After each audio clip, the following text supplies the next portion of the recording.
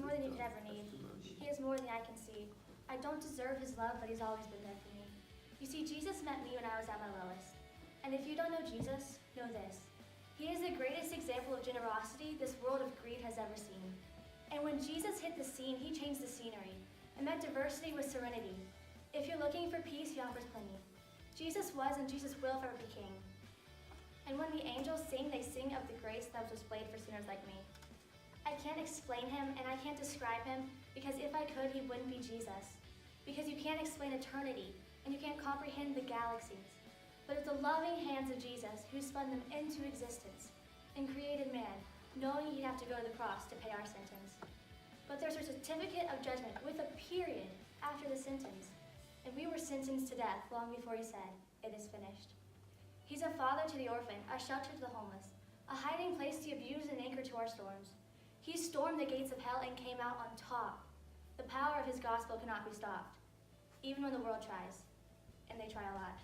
He traded places with Barabbas and became a catalyst of missions across the world covering every portion of the atlas. If you're in need of rest, I know a mattress. If you don't know Jesus, your future is tragic. But he'll gladly embrace tragedy so you can live in his presence of majesty. And his presence is presence. And it's his presence that presents preciousness to a world of peasants. He is far from pretentious, but still loves those who are. He's the light of the world who hung on the stars. He brings the dead to life and delivers life to the dead. He took a crown of thorns on his head so we could put a crown at his feet.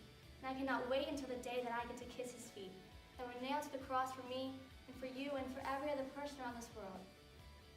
He loves this world and I love his word, because his word became flesh.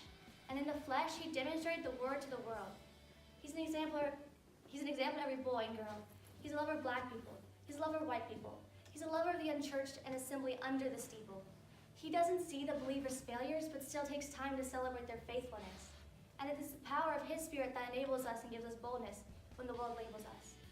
And if you want to label me, please call me a Jesus freak. If that freaks you out, good. Because it's better to be good with God than fight being misunderstood by a world that can never understand. So let it be understood that I don't worship man. We worship Jesus. Because even though he doesn't need us, he still sees us and pleads with us to run to the cross where he bled for us. His heart bleeds for us. His heart grieves for us. But yet so graciously grants his pardon for our treason. In a season where the world tries to explain the way the work of the Spirit with human reasoning. And here's the reason they can't.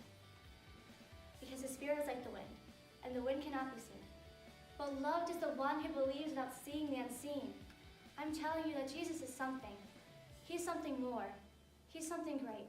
And if you want to know him, you don't have to wait. He stands at the narrow path with the key of the gate, and you only have to reach out and embrace his grace. I don't care who's president. I have a king who is always present. I don't care who has musical celebrity. The voice of the Lord is always the sweetest melody. I don't care who has the riches of the globe. My Jesus has more wealth with more ruby on his robe. I don't care who's the strongest or the fastest. Nothing matches the creator of the universe and his immortal infinite status. I don't care about those religious leaders who died and stayed dead. I worship the one who conquered death and wears a crown on his head. His name is Jesus. I'm telling you, he's something. He was faithful yesterday, he's faithful today. I can feel his presence whenever I pray.